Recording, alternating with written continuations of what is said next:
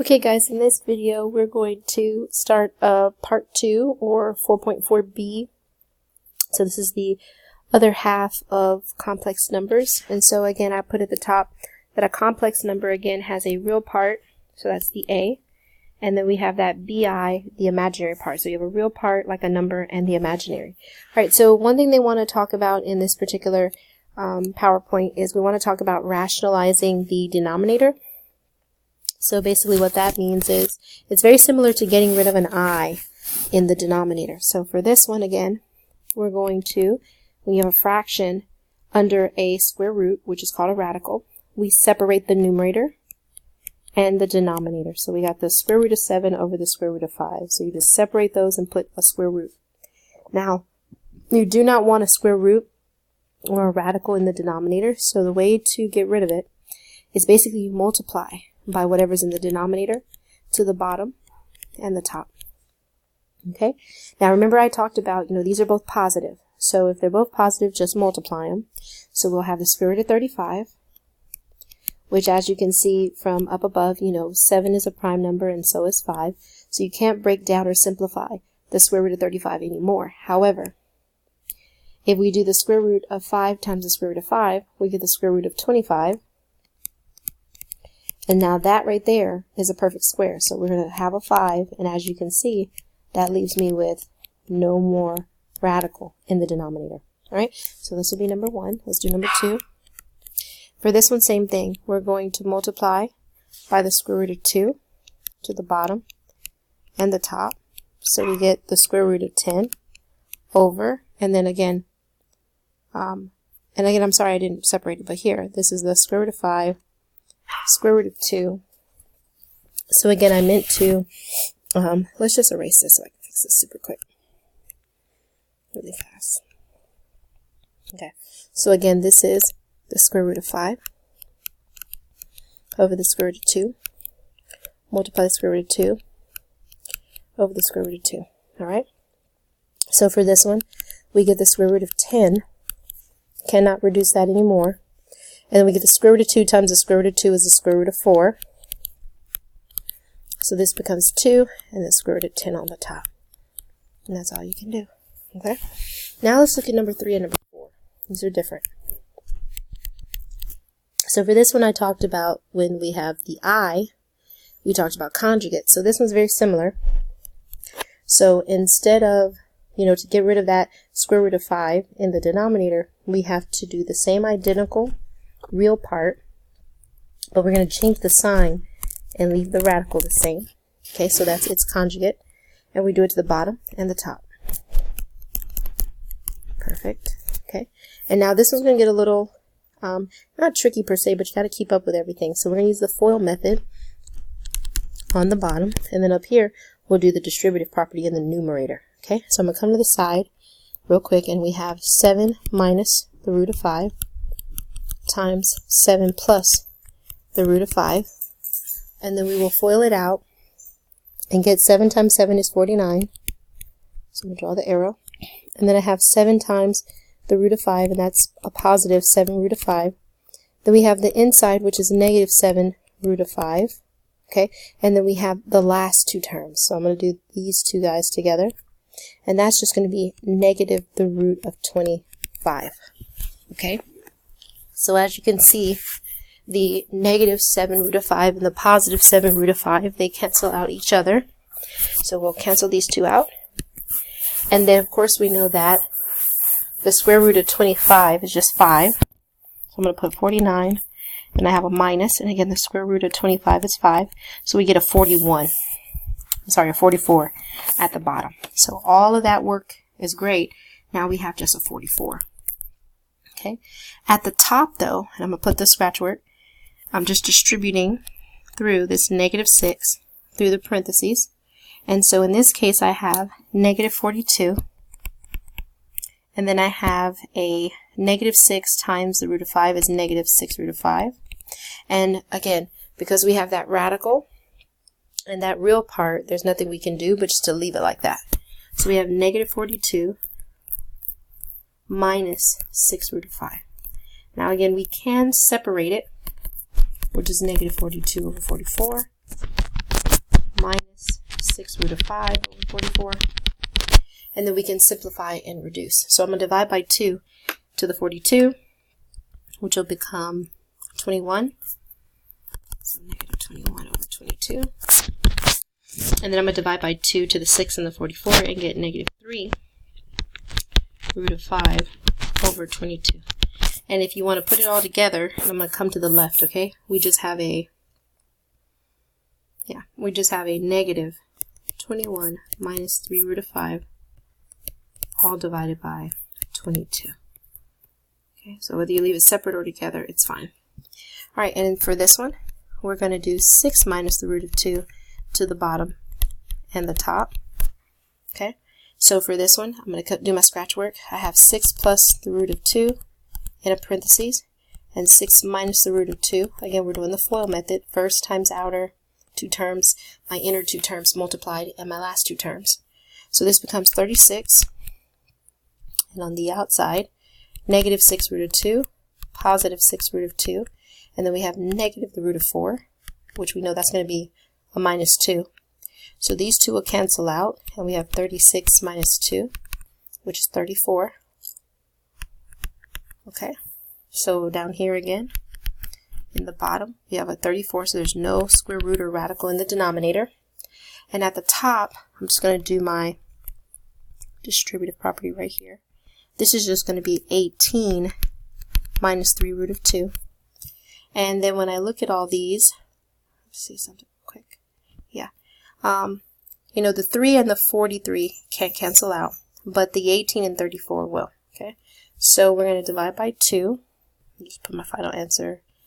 Let me see if I can do another color or something. There it is. So right here in green at the bottom. Again, I'm dividing by 2. I'm going to get 9.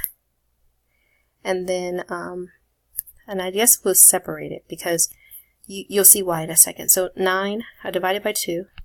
And if I do 34 divided by 2, that's 17, right? Then we have minus, and we have to leave that as 3 root of 2 over 34. So let me see if I can squeeze it in over here. So I have 9. I take that back. Okay, I'm going to just squeeze this in. Sorry, I'm starting back up. 9 over 17 minus 3 root of 2 over 34. And that's fine. Because if you separate them, it's okay. Usually we say that we want one number that goes into all 3 of them, but you can separate them, I think. I gotta think about that. Okay, I'm going to move on. But I am going to look into this reducing right here. So if somebody, when you come to class and we talk about it, see if you agree with the simplification. Sorry. All right, I'm getting a little tired. All right, so let's go to the I pattern. All right, so I'm going to call this the, sorry about that, I pattern. And this is really important. You will see this. Okay. All right, so we already know that I is the square root of negative 1. So just leave that as I. Okay. We also know that I squared is the same as negative 1. Okay, so we're going to basically say, again, every time you see I squared, we substitute in a negative 1. So we got I, negative 1. If you have I cubed, which would be like I squared times I, right? So that would be, there's the I squared, so negative 1 times I. So I'm just telling you, they call this negative I, all right? And then if you have an I squared times an I squared, right? We both agree that that's I to the 4th, and that would be the same as doing negative 1 times negative 1, so we say positive 1. So let's be clear. Okay, I'm going to just come over here to the side. The pattern goes I, negative 1, negative I, and then 1. Okay, my one's the same. So again, I, negative 1, negative I, and 1, and then starts again. Okay, so then right here, it would be I, and I to the 6 would be negative 1. And just real quick, I'll just prove it to you. So remember, it goes through the cycle this way, and as you keep increasing the exponent or the power, it just recycles back again. So I, negative 1, negative I, 1. I, negative 1, negative I, 1. All Alright, so for this one, just for me to prove to you the next two, I to the 5 and I to the 6. So the way you think about this is you go, okay, I have an I squared times an I squared, which we just got that as being 1, times, and we'd have another I, right? And this is to the 1 power. So if we add those exponents, right, we would get 2 plus 2, which is 4. 4 plus 1 is 5. So again, those I squares are negative 1 times negative 1, which is a positive 1. And then we have positive 1 times I. See? So that's why it's just I again. It starts. And then this one, again, it would be I squared times I squared times I squared again, right? So we would have negative 1, negative 1, negative 1, and a negative times a negative is a positive. A positive times a negative is a negative 1.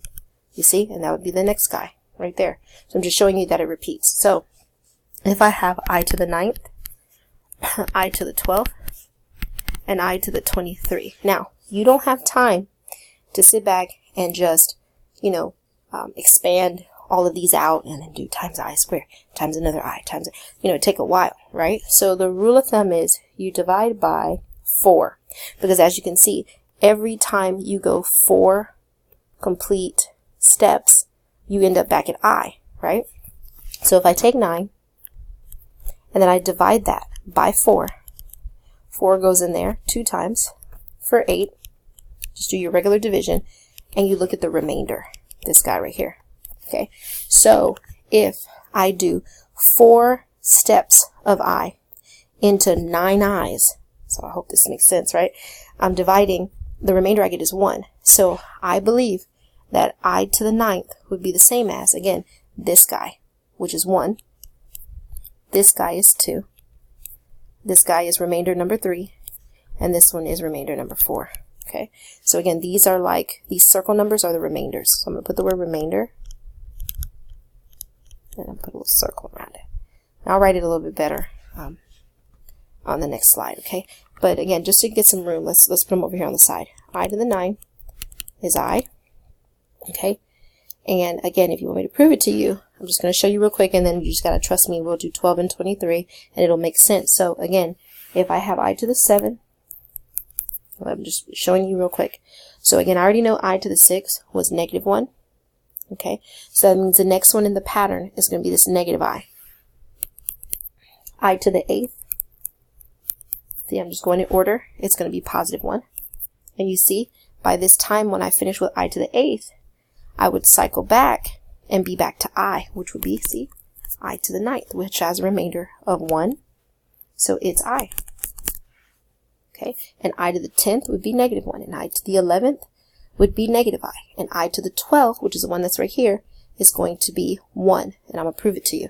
So again, we're going to take the 12 divided by 4, and get this, 4 divides into 12 3 times for 12, and look, leaves no remainder. Okay, so if it has no remainder at all, then that means it goes through 3 cycles of I. Okay, it's kind of interesting. So what I mean is, if I was to count, it would be like 1, 2, 3, 4, 5, 6, 7, 8, 9, 10, 11, 12. Now I know that I said if I get a remainder of 4, or is it 0? No, if I get a remainder of 4. But again, this one, see, it doesn't have a remainder, so it ends here at 1. So I to the 12 is just 1. All right, let's try 23. So I'm going to have 23 being divided by 4. And 4 goes into 23. Let's see. 7 times for 21. Yeah. So I'll do a 7. No, that's 28. And 6 is 24. Let's do 5 times for 20. Gosh, I should try this. So let's put a 5 here. Gets 20. The remainder is 3. There you go. So if I have a remainder of 3, then that says I would be this guy, the negative I, right? So I to the 23 is negative I. The one for I to the 12 is a little tricky. Divided by 4 went in there 3 whole times. So I guess I would just think of that. I know it has a remainder of 0, and I said about having a remainder of 4. But I guess the way I would think about that, you guys, is that it's like cycling through 3 times. So like I said, I go 1 through 4 to -1, I go again, and then I circle back in a second cycle, you know, to 1, and then I would come a third cycle, end up at the end. So if you get a remainder of, I want to say 0 or 4, let me just go with that, that's a 1. And we'll just see some more as we do examples. All right, I'll spend some time on that. All right, 3 basic rules of I. So it says, convert a number to standard form before performing an operation. So this is what I was talking about in class, right? Because we touched on it yesterday, or today, I'm sorry, is, you know, this guy is basically like having 3 times 2. So they're 2 prime numbers. Nobody comes out as a pair. So we're just going to leave this guy as I root of 6. Okay. And again, notice how they don't multiply and get a positive root of 48 or, yeah, root of 48. They do it separate. So again, it says convert number to standard form before performing the operation. So they break them down separately, then they perform the operation. So I'm going to do I root of 6. Now I know 8 though is 4 times 2 and then 2 times 2. So I have this one pair. So for this guy, times, put a parentheses, I have 3 times 2. The 2 came out on the outside, and I have that single. So this becomes a root of 2. Okay, so what I have here now is I root of 6, and then times 6 root of 2. And I'll just multiply the 6 and the I together on the outside, 6i. And I have the root of 12 now, right? And then we'll break 12 down. So right here on the side, that's 4 times 3, 2 times 2. There's the pair.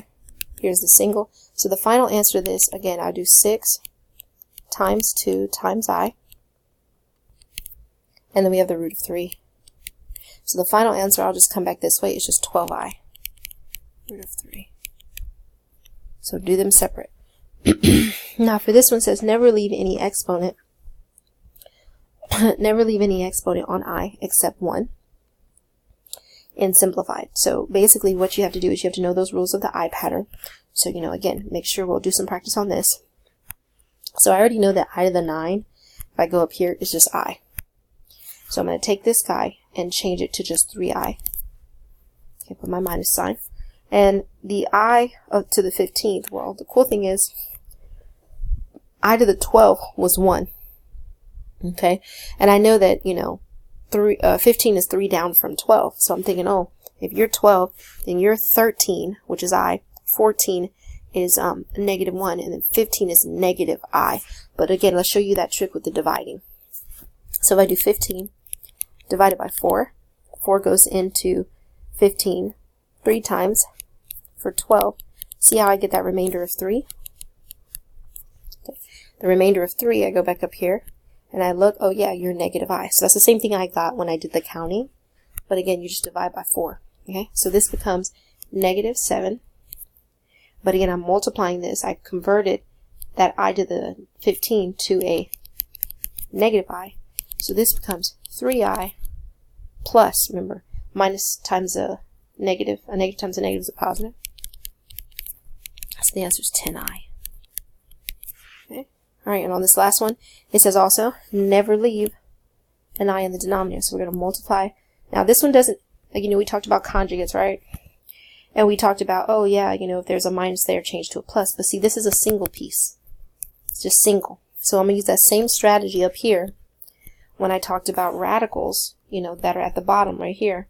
I just multiplied them by itself. So let's go here. You don't have to do a negative or change the sign. Just leave this as 2i and then a 2i. All right. So again, on the bottom. So I got 2 times 2, which is 4. I times I, which is I squared. And I'll substitute in a -1 right here. Now this one I have to do the distributive property because I have 2 separate terms with that plus sign, right? So this will become a 10i, and then I have a plus, and I have 3i times 2i, which is 6i squared. So now it's time to plug in my I squares. So I have 10i, and then I had plus 6 times -1 there. And on the bottom I have 4 times -1. So now we have 10i minus a 6 over -4. And then the last step, I'm just going to come over here, is we're going to just reduce everything, right? So again, I like to separate them.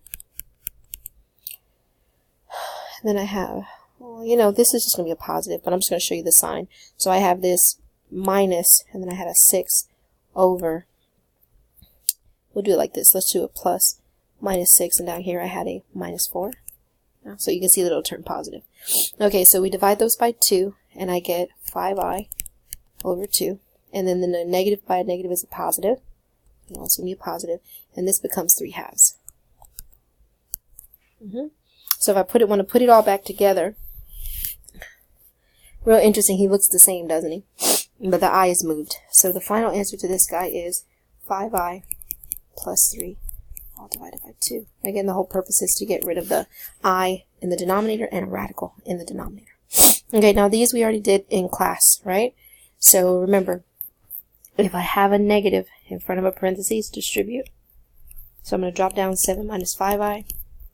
Negative 1 times I is negative 1.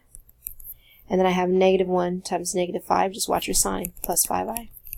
These two cancel out. So the answer to this one is just 6. Okay. This guy right here, do the distributive property here. Again, move from left to right. So I have 6 plus 2. But then I have a minus 9i. But I'm going to drop down. Oh, I messed that up. I put a plus, moving too quick. But it should be a minus 8. Let me find my little button. Give me a second. Sorry, guys. So this will be a minus 8 plus 4i. Okay. So we're going to combine like terms, right? So for this one, let's do 6 plus 2 is 8. Right here. We got positive 8 minus 8. So these are going to cancel out right here. And then we have negative 9i plus 4i, negative 5i. Just take your time. All right. Now this one we're doing a distributive property. All right, now with this one though, it's going to be a little bit of a situation because, again, let's do the converting. So you see, you would get sucked into, well, I want to just distribute. But first, let's again change them into what they should look like. So the guy on the outside is just I root of 2. Then I have 3 root of 6 because everything's positive and good there. Then I have a minus sign, and this is going to be just I root of 10. Now I'm going to do the distributive property. You see, so be careful because that'll change your sign and throw your simplification off. All right. So one more time, I'm going to erase those arrows that are up here, and let's do them down there. Okay. So I got 3i on the outside, root of 12. We'll simplify that. Then I have a minus, and I have an I squared on the outside, and I have the root of 20. And see, that's okay because it's positive. Right? So now I'm going to just keep going from here, and again I'm going to break down the root of 12. 4 times 3, 2 times 2, there's a pair, there's a single. So basically this becomes 3i on the outside, but I'm going to bring out a 2, and then I have the root of 3. Okay, we'll put that together in a second, which is just 6i root of 3. Okay, then I'm going to look at the root of 20, which breaks down to 5 times 4. 2 times 2, there's a pair, there's a single. So I had a minus.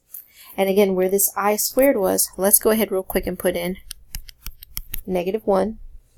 And then again, we have that 2 root of 5.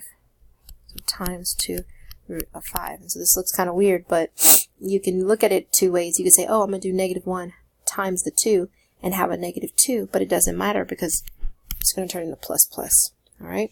So we have a plus 2 root of 5. Don't forget that every time you see an I squared, plug in negative 1.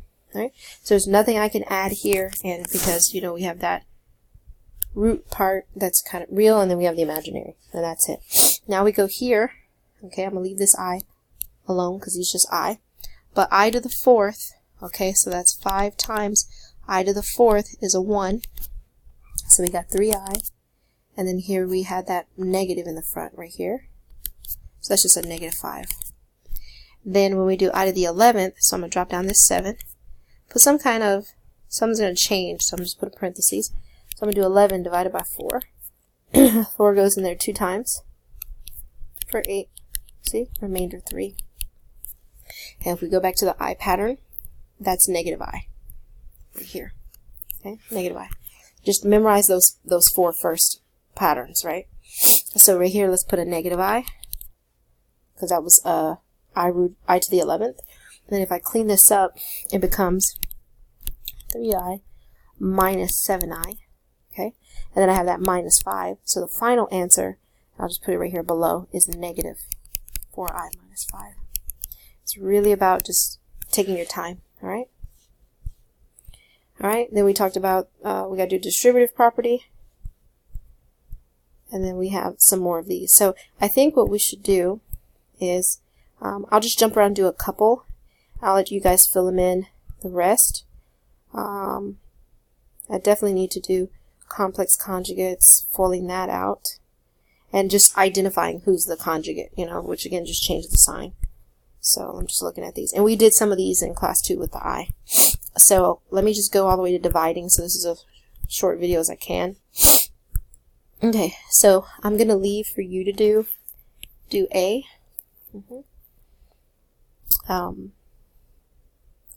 Do A. I want you to do B. I'll do D and E. So you do A, B, and C. Alright, so let's get started on this real quick. So there's 2 of those. And again, I'm foiling it out because there's multiplication. So we got 3 times 3, which is 9. 3 times negative 7i, so negative 21i. We're doing the inside. Another negative 21i. And we're doing the last inside, outside. So that's a positive 49. I times I is I squared. So I'm going to have to substitute in a negative 1. So 9, these two combine for negative 42i. And this becomes 49 times a negative 1, right? So now we have negative 49 plus 9, which would be negative 40. So you just be careful with your math. So we got negative 40 minus 42i. That's it. Right? For E, now this one, just so you know, some people, you don't get caught up too much in the details. You can distribute here, and then once you get this answer, then you can multiply and FOIL. If you want to just do the FOIL first, we'll get the same thing. So I'm going to just distribute, then I'm going to multiply the negative 8 plus 4i and do the FOIL. So this is negative 4i, and then I have negative 2i squared.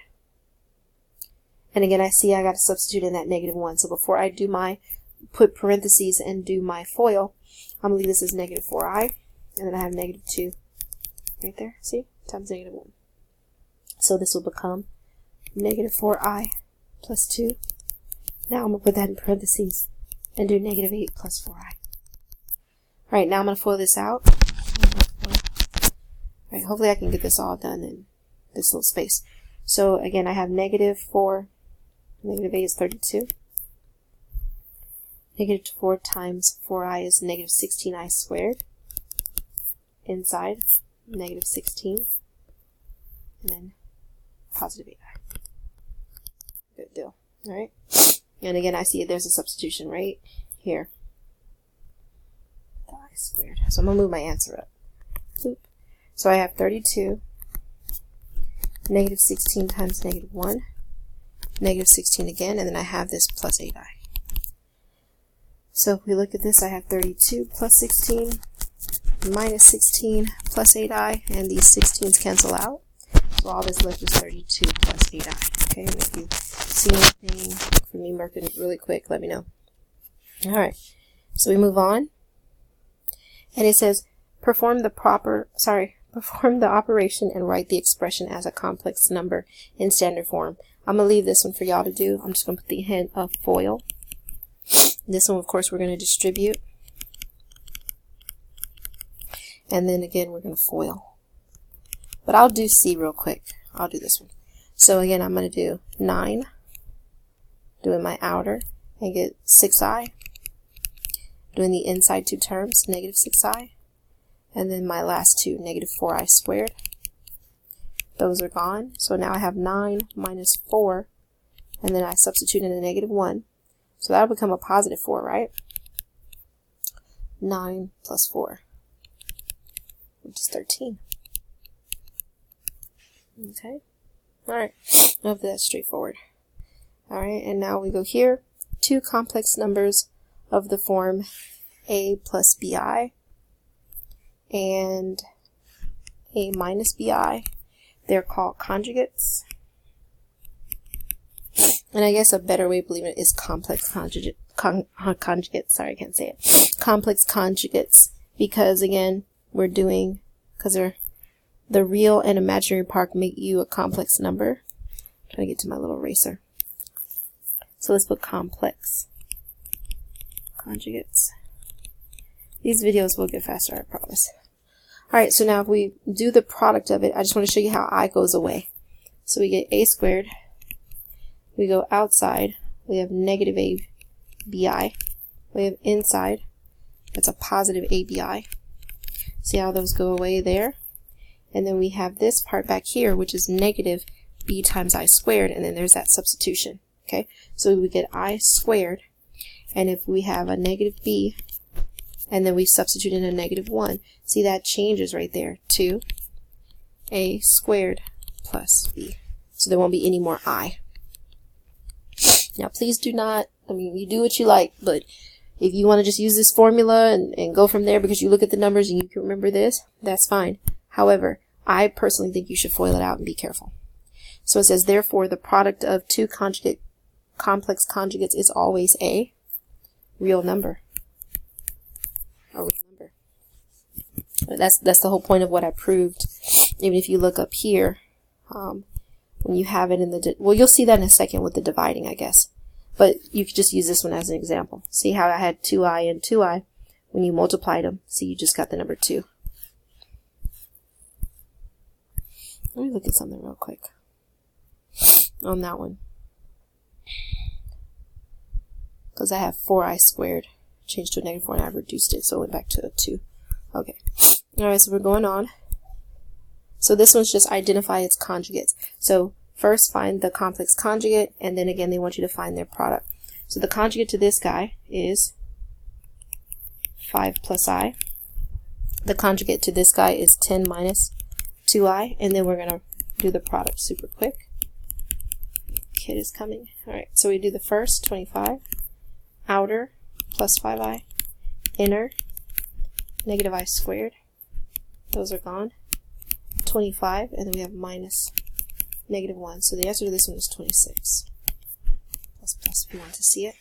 If I do 10 plus 2i, 10 minus 2i, we're foiling it. So we get 100. And then we do negative 20i, positive 20i, and negative 4i squared. Those are gone. 100 minus 4 times negative 1. So that's 104.